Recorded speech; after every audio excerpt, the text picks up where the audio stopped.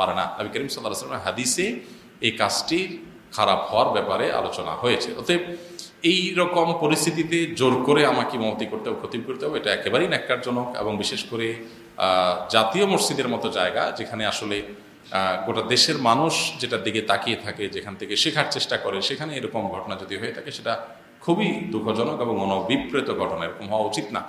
মসজিদের আদব লেহাজ আমাদের সবাই বজায় রাখা উচিত। সবাই, কোনো যুক্তিতে মসজিদে মারামারি, কোনো যুক্তিতে যে মসজিদই হোক, সেটা গ্রহণযোগ্য না। আল্লাহ তাআলা আমাদেরকে হেদায়েত দান করুন।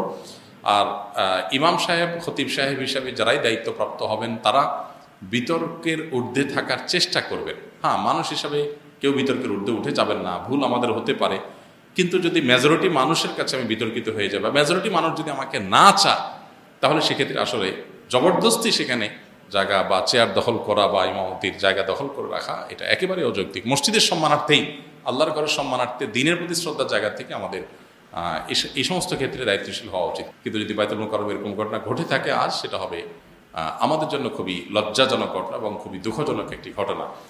কিছু কিছু মানুষ, কিছু কিছু পদ, এগুলোতে যদি আমরা সচেতন সতর্ক না হই, আমি যদি কোনো প্রচলিত রাজনৈতিক